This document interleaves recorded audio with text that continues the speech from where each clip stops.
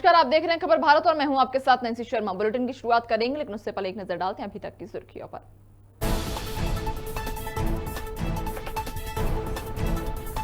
जासूसी कांड पर भिड़े राहुल संबित। कांग्रेस नेता ने कहा, सरकार ने की मेरी जासूसी। संबित पात्रा बोले, अपने फोन की फॉरेंसिक जांच क्यों नहीं कर रही।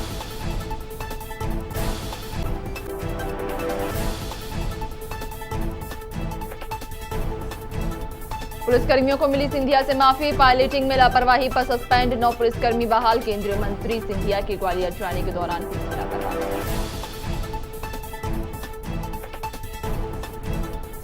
ओबीसी के पक्ष में बीजेपी मंत्री भूपेंद्र सिंह। 27% आरक्षण किया समर्थन। कहा, कांग्रेस हमेशा रही ओबीसी के खिलाफ।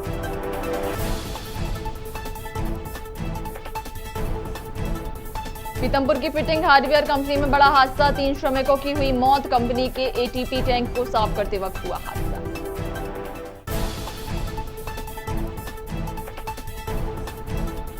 और देवास में बारिश से बिगड़े हालात। जगह जगह पर हुआ जल भराव। हालत से निपटने के लिए आरएसएस के कार्यकर्ता आए सामने।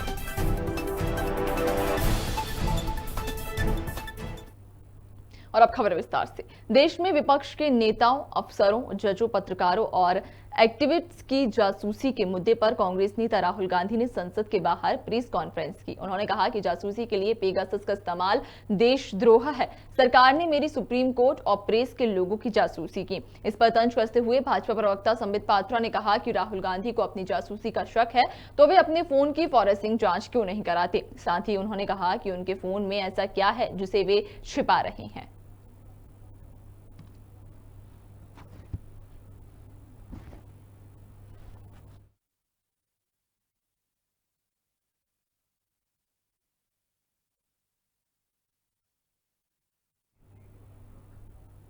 केंद्रीय मंत्री ज्योतिरादित्य सिंधिया की पायलटिंग में लापरवाही पर निलंबित किए गए 9 पुलिसकर्मियों को बहाल कर दिया गया है। दरअसल 20 जून को सिंधिया नई दिल्ली से ग्वालियर जा रहे थे, जिसके लिए उन्हें पायलटिंग और फॉलो वाहन उपलब्ध कराए गए थे। लेकिन सिंधिया की कार की गति अधिक होने के चलते पुलिस की गाड़ियां पिछड़ गई थी, जिस कारण से 9 पुलिसकर्मियों को निलंबित कर दिया गया था। लेकिन अब सभी पुलिसकर्मियों को सिंधिया से माफी मिल गई है और सभी को बहाल कर दिया गया है।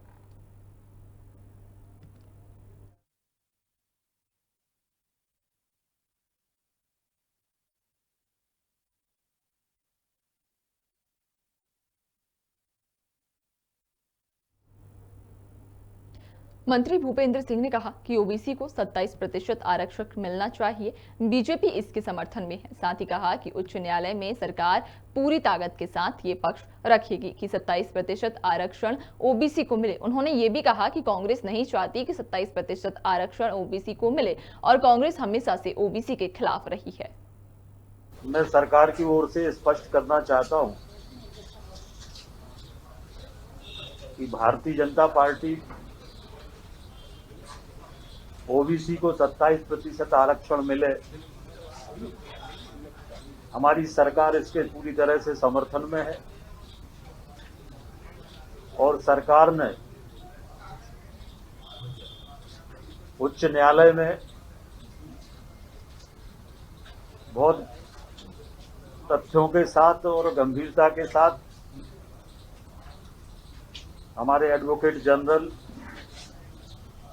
सॉलिसिटर जनरल ने ये बात रखी कि मध्य प्रदेश में चूंकि ओबीसी की आबादी 50% से अधिक है, इसलिए ओबीसी को 27% आरक्षण मध्य प्रदेश में मिलना चाहिए। धार जिले के पीतमपुर सेक्टर 3 में फिटिंग हार्डवेयर कंपनी में एक बड़ा हादसा हो गया है। बता दें कि हादसे में 3 श्रमिकों की मौत हो गई है। बताया यह भी जाता है कि मृतक श्रमिक कंपनी के एटीपी टैंक को साफ कर रहे थे, तभी टंकी के पास रखा सामान उनके ऊपर गिर गया, जिससे श्रमिक गंभीर रूप से घायल हो गए। वहीं घायल श्रमिकों को आनन फानन में अस्पताल लाया गया, जहां इलाज के दौरान सभी की मौत हो गई। आपको बता दें कि कंपनी के मॉड्यूलर किचन की फिटिंग का काम चल रहा था। हेटिज फैक्ट्री में जो उनका टैंक है उसमें कोई हादसा हुआ है, ऐसी जानकारी हमको मिली है। और ऐसी सूचना आ रही है कि उसमें वहाँ पर काम करने वाले 3 लोगों की मृत्यु हुई है, जिनको इलाज के लिए वहाँ इंदौर ले गए थे। इंदौर में वहाँ शायद पीएम की कार्रवाई चल रही है, ऐसी जानकारी मिली है। हेटिज फैक्ट्री में जो उनका टैंक है उसमें कोई हादसा हुआ है, ऐसी जानकारी हमको मिली है।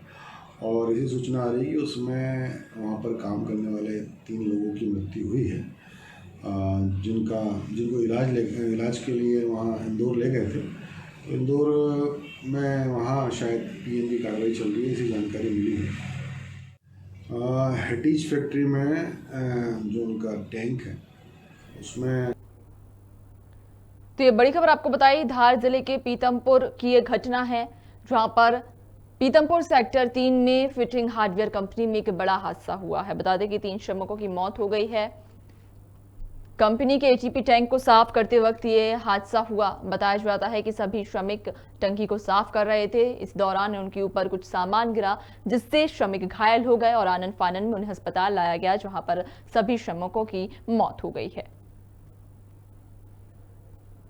तो ये बड़ी खबर आपको बता रहे हैं, ये धार जिले के पीतमपुर के सेक्टर 3 की ये घटना है जहां पर 3 श्रमिकों की मौत हो गई। बता दें कि फिटिंग हार्डवेयर कंपनी में एक बड़ा हादसा हुआ है। इस हादसे में 3 श्रमिक अपनी जान गंवा बैठे हैं। श्रमिक कंपनी के एटीपी टैंक को साफ कर रहे थे, तभी ऊपर रखा सामान उनके ऊपर गिरा जिससे श्रमिकों की हालत गंभीर हो गई, जिसके बाद उन्हें आनन फानन में अस्पताल लाया गया, जहां इलाज के दौरान सभी की मौत हो गई है।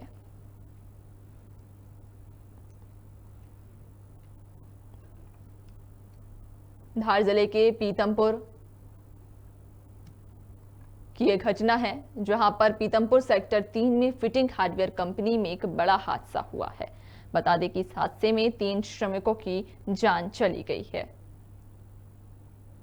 बताया जाता है कि सभी मृतक कंपनी के एटीपी टैंक को साफ कर रहे थे। इस दौरान कुछ भारी भरकम सामान श्रमिकों के ऊपर गिरा, जिसके बाद सभी की हालत गंभीर हो गई। घटना की जानकारी लगते ही स्थानीय लोगों ने आनन फानन में उन्हें अस्पताल पहुंचवाया, जहां पर डॉक्टर ने सभी श्रमिकों को मृत घोषित कर दिया।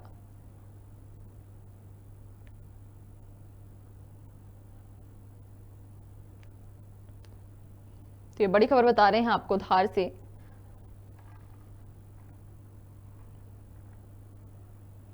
धार के पीतमपुर सेक्टर 3 में फिटिंग हार्डवेयर कंपनी की यह घटना है। इसमें 3 श्रमिकों की मौत हो गई है। बताया जाता है कि टंकी साफ करते समय इन तीनों श्रमिकों की मौत हुई। और इस पर ज्यादा जानकारी के लिए बात करेंगे हम धार से हमारे संवाददाता अरविंद कुशवाहा हमारे साथ जुड़ चुके हैं। अरविंद, जिस तरह से ये मामला सामने आया है, 3 श्रमिकों की मौत हो गई है, बताया जाता है कि एटीपी टैंक को साफ करते वक्त ये मौत हुई थी, तो क्या है पूरा मामला बताएं। इसमें मैं बताना चाहता हूँ मैडम आपको कि पीतमपुर में ये कंपनी सेक्टर कंपनी थी जी। इसमें 3 श्रमिक मजदूर काम करते थे। तो इसमें एक मजदूर टंकी साफ करने के लिए गया था, तो वो ज्यादा समय तक निकल नहीं पाया, तो उसको 2 मजदूर देखने गए तो वो अचानक गिर गए और उसमें तीनों मजदूर की घायल हो गए ज्यादा। उनको इंदौर रेफर किया गया था, इंदौर प्राइवेट हॉस्पिटल में जी। तो वहाँ पर अचानक इलाज चलते हुए अचानक उनकी मौत हो गई जी। तो परिजनों का क्या कहना है? क्या परिजन किसी सहायता राशि की मांग कर रहे हैं या फिर सरकार की तरफ से कोई सहायता राशि दी गई है?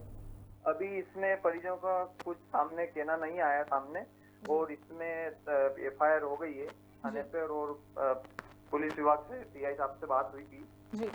तो उन्होंने थाना प्रभारी से बात हुई थी, उन्होंने बताया है कि अभी पूरी जांच करके फिर हम इसमें स्पष्ट करेंगे क्या पूरी घटनाक्रम है जी।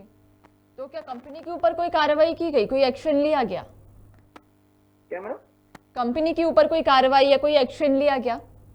अभी कंपनी के ऊपर कोई कार्रवाई या कोई एक्शन नहीं लिया गया जी। तो प्रशासन का क्या कुछ कहना है इस पूरे मामले पर, किस नजरिए से देख रही है प्रशासन? अभी इस कुछ नजरिए से थाना प्रभारी से चर्चा हुई, थाना प्रभारी ने यह बोला है कि अभी हम पूरी घटनाक्रम की जांच करेंगे, उसके बाद हम इसमें आगे बताएंगे क्या कार्रवाई करना है क्या नहीं करना है जी। चलिए, तमाम जानकारी साझा करने के लिए बहुत बहुत धन्यवाद आपका।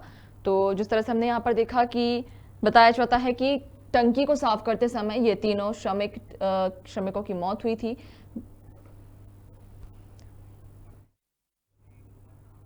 और बढ़ेंगे अगली खबर की तरफ, जहां देवास जिले में लगातार बारिश के चलते कई कॉलोनियों में जलभराव की स्थिति हो गई है। आपको बता दें कि ज्ञानोदय स्कूल में जेईई के एग्जाम चल रहे थे, लेकिन रास्ते में पानी भरा होने के कारण छात्र पानी भरे खेत से होकर परीक्षा केंद्र पहुंचे। वहीं शहर में भक्ति एवेन्यू कॉलोनी के मुख्य मार्ग सहित कई कॉलोनियों में जलभराव की स्थिति बन गई है। हालात से निपटने के लिए आरएसएस के कार्यकर्ताओं ने फिलहाल मोर्चा संभाल रखा है।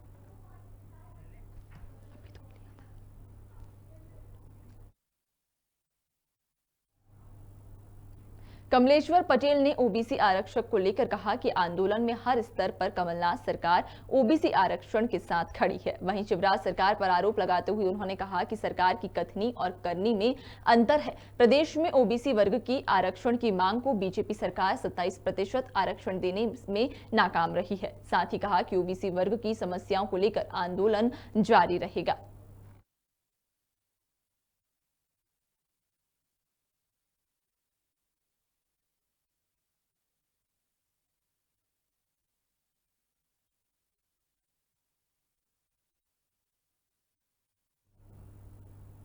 देश भर में पत्रकारों पर हमले और धमकियों के मामले आए दिन आ रहे हैं। पत्रकार को भले ही देश में लोकतंत्र का चौथा स्तंभ माना गया हो, लेकिन वर्तमान में नका कार्य आसान नहीं रहा। पत्रकारों पर कवरेज के दौरान हमले होते हैं, जान से मारने की धमकियां भी दी जाती हैं, लेकिन इसके बावजूद भी इनकी सुरक्षा को लेकर कोई इंतजाम नहीं किए जाते। ऐसा ही एक ताजा मामला डबरा से आया है, जहां नशे की हालत में बदमाशों ने मिलकर एक पत्रकार हमीद खान के कार्यालय पर खबर को लेकर अभद्रता की, साथ ही जान से मारने की धमकी भी दी है। आपको बता दें कि पत्रकारों ने एकत्रित होकर सिटी थाना प्रभारी सुरेंद्र सिंह सिकरवार को आवेदन दिया। फिलहाल पुलिस ने आवेदन लेकर मामला संज्ञान में लिया है।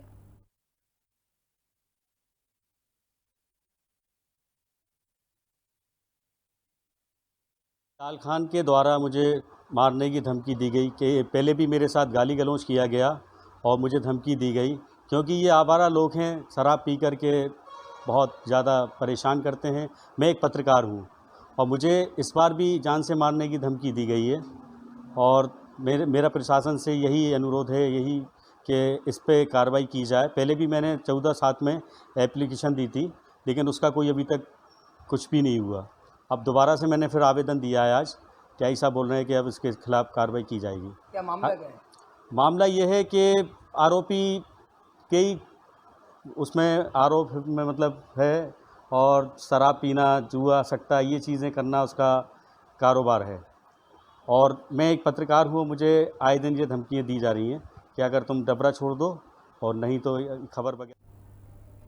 गृह मंत्री डॉक्टर नरोत्तम मिश्रा ने शराब माफियाओं के खिलाफ बयान देते हुए कहा कि सरकार शराब माफियाओं पर कार्रवाई कर रही है। माफियाओं के अवैध निर्माण तोड़े जा रहे हैं और शराब माफियाओं के खिलाफ कड़े कानून की आवश्यकता है, जिसे इस सत्र में लाया जा सकता है। वहीं दिग्विजय सिंह के बयान पर पलटवार करते हुए कहा कि दिग्विजय सिंह को अवैध शराब मामले पर बोलने का हक नहीं है।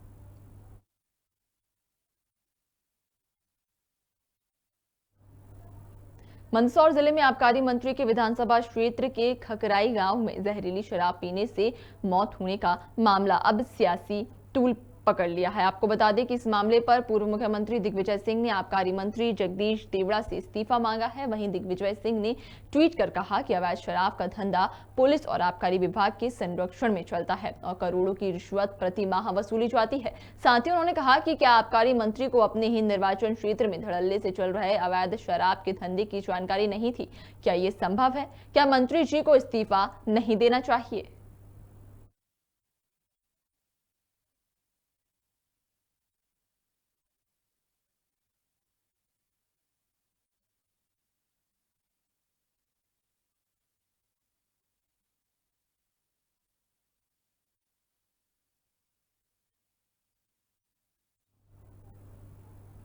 मध्य प्रदेश सहित शाजापुर जिले में बारिश का दौर लगातार जारी है। क्षेत्र के नदी और नाले भी उफान पर हैं, तो वहीं दूसरी तरफ लोग अपनी जान को जोखिम में डालकर नदी और नाले पार कर रहे हैं। ताजा मामला शाजापुर जिले के शुजालपुर का है, जहां एक मासूम और बुजुर्ग नाले में बह गए थे, लेकिन इस हादसे के बाद भी लोग सबक नहीं ले रहे हैं। इन तस्वीरों में आप साफ तौर पर देख सकते हैं कि लोग किस तरह से अपनी जान को जोखिम में डालकर बहते पानी में नदी नाले पार कर रहे हैं।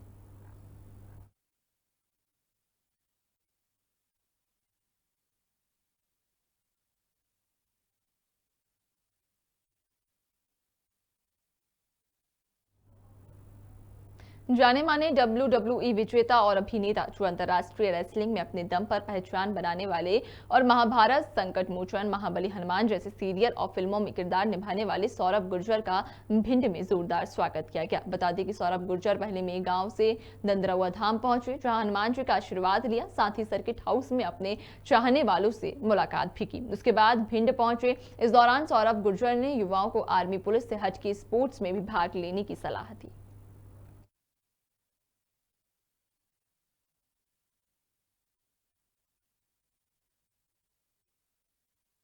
भिंड आके बहुत अच्छा लगा। भिंड के बारे में बहुत सुन रखा था। एक्चुअली मैं हूँ ग्वालियर जिले का ही, बट भिंड आना कभी हुआ नहीं, मौका लग नहीं पाया। पहली बार आया हूँ, काफ़ी लोगों से मिल रहा हूँ, लोग बहुत ही प्यार से मुझसे मिल रहे हैं। ये लग नहीं रहा कि मैं यहाँ से नहीं हूँ। बेसिकली मुझे फील हो रहा है ये मेरा घर है। कहीं ना कहीं हम छोटी सी गलती कर रहे हैं। यहाँ बहुत सारे लड़के पुलिस की तैयारी करते हैं, बहुत सारे आर्मी की तैयारी कर रहे हैं। मुझे लगता है कि उन्हें थोड़ा सा उससे ऊपर भी सोचना चाहिए, उन्हें स्पोर्ट्स में आगे आना चाहिए। स्पोर्ट्स का मार्केट बहुत बड़ा मार्केट है और ये बहुत खुला पड़ा है। और मुझे पता है कि जिस दिन यहाँ के लोगों ने अगर एक बार मन बना लिया उन्हें स्पोर्ट्स में आगे जाना, चाहे रनिंग हो, एथलेटिक्स हो, बॉक्सिंग हो, जूडो हो, कुछ भी हो, ये आगे जा सकते हैं। मेरा हमेशा से बचपन से टारगेट एक ही था, WWE मूवी मुझे मिल गई, कह सकते हैं हम किस्मत से, या हो सकता है कि थोड़ी मेरी मेहनत से। मुझे महाभारत शो मिला, मैंने भीम प्ले किया, वो सुपरहिट रहा। मूवीज मिली, बट फाइनली मेरा टारगेट जो था वो WWE ही था और मैं आज वहाँ हूँ। पिछले 5 दिनों से हो रही लगातार बारिश की वजह से जबलपुर के बरगी बांध में पानी का स्तर लगातार बढ़ रहा है, जिसके चलते 29 जुलाई को बरगी बांध के गेट खोले जा सकते हैं। बता दें कि बांध ऑपरेशन मैनुअल के अनुसार डैम से पानी छोड़ने का निर्णय लिया गया है। वहीं नर्मदा के सभी तटों पर अलर्ट जारी कर दिया गया है और डैम से पानी छोड़े जाने पर निचले घाटों ग्वारी घाट, तिलवारा घाट, लम्हिया घाट, भेड़ा घाट, होशंगाबाद में नर्मदा के पानी का जल स्तर 6 से 8 फीट तक बढ़ सकता है।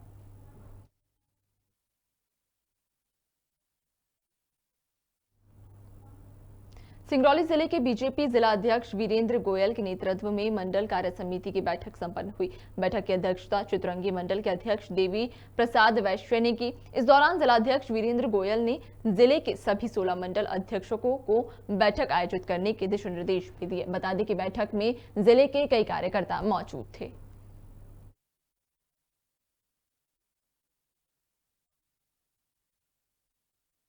हम आने वाले समय में प्रत्येक 3 माह के अंदर मंडल कार्य समिति की बैठक करके संगठन की क्या क्या योजनाएं हमको अपने मंडल में उतारना है, मंडल की कार्य समिति सदस्यों के बीच में किस बात को रखना है, ऐसी योजनाएं हम इनके माध्यम से संचालित कर रहे हैं। सिंगरौली में एसआर द्वारा विस्थापित ग्रामीणों ने रोजगार, बकाया भुगतान और गांव के विकास के लिए चक्का जाम कर दिया। वहीं सूचना मिलने पर पुलिस और प्रशासनिक अधिकारियों ने मौके पर पहुंचकर पूरा आंदोलन संभाला। इस दौरान प्रशासन ने ग्रामीणों और कंपनी के बीच समझौता करवाकर जाम को खुलवाया। बता दें कि पुलिस ने कंपनी प्रबंधन और ग्रामीणों के बीच समझौते में एक पत्र पर हस्ताक्षर भी करवाए, जिसके बाद लोग जाम खोलने के लिए तैयार हुए।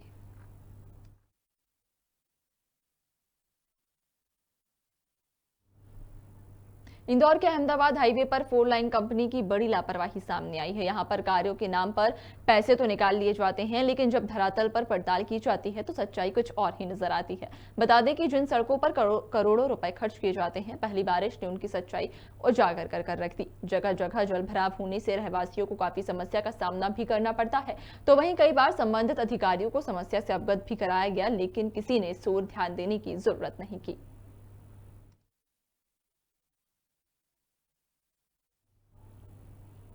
रतलाम में गरीबों को इल्ली युक्त चावल बांटे जा रहे हैं। बता दें कि जबलपुर से 2600 टन चावल पीडीएस के जरिए रतलाम भेजा गया था, जिसमें इल्ली, फंग, घुन लगा हुआ है। जानकारों का कहना है कि ये चावल जानवरों के उपयोग में भी लाया जा सकता है। वहीं जिला आपूर्ति अधिकारी सहित MP state civil supply corporation के प्रबंधक ने रेक को चेक किया तो सच्चाई सामने आई, जिसके बाद रतलाम में MP state civil supply corporation के जिला प्रबंधक ने एक पत्र लिखकर कहा कि इस चावल को बांटने से यदि किसी भी हितग्राही को परेशानी होती है तो उसकी जवाबदारी मिलर की होगी।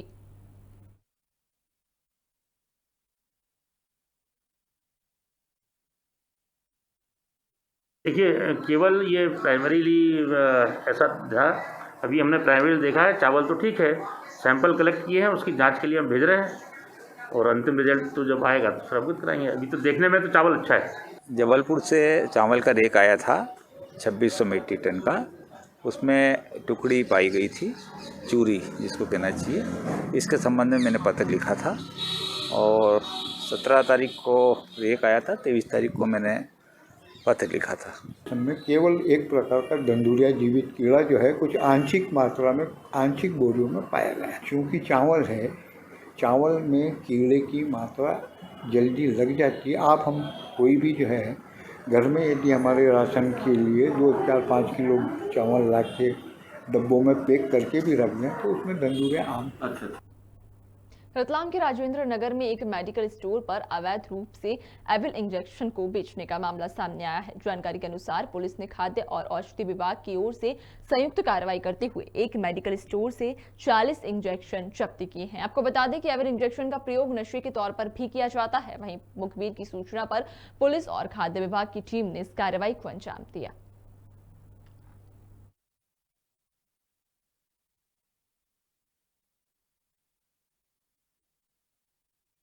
बिना प्रिस्क्रिप्शन के जो नशे के आदी लोग हैं उनको एविल के इंजेक्शन बेच रहे हैं, तो उसी तारतम्य में आज प्लानिंग करके कार्रवाई की गई इनके ऊपर। हमारे द्वारा पंटर की सहायता से इनसे क्रय कराया गया और जो ड्रग इंस्पेक्टर मैम है सारिका अग्रवाल, उनके साथ संयुक्त रूप से दबिश दी गई है और कार्रवाई की गई है। ये एक संयुक्त कार्रवाई है, पुलिस और औषधि विभाग की मिलकर है।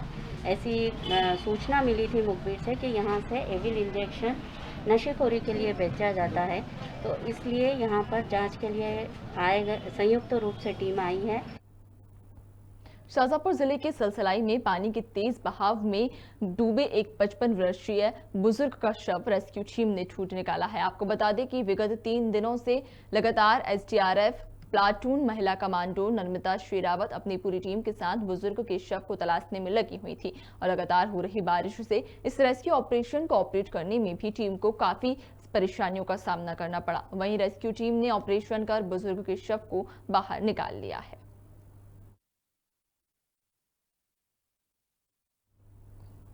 मध्य प्रदेश में फिलहाल नगरीय निकाय चुनावों पर रोक लगा दी गई है। विशेषज्ञों की सलाह और कोरोना वायरस के हालातों की समीक्षा के बाद चुनाव आयोग ने हाईकोर्ट में जवाब दिया है। इलेक्शन कमीशन ने कोर्ट में कहा कि नगरीय निकाय चुनाव कराने का फैसला अभी नहीं लिया जाएगा। जब तक कोरोना वायरस की तीसरी लहर की स्थिति साफ नहीं होगी तब तक चुनाव नहीं होंगे।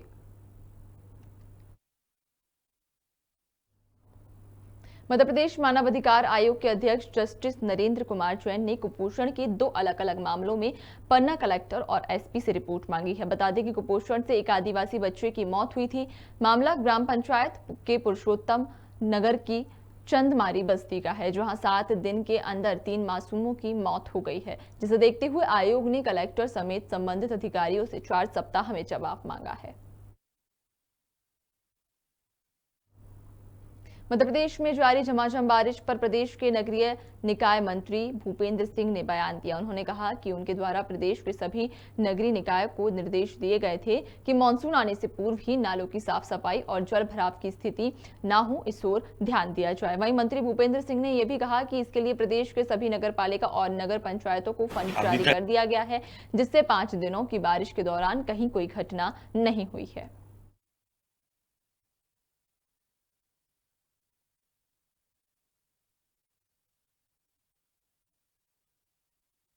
आपने 4 दिन की बारिश में देखा कि ऐसी कोई बड़ी मेजर घटना कहीं से सामने नहीं आई है और हम पूरी तरह से सतर्क हैं और सभी अधिकारियों को भी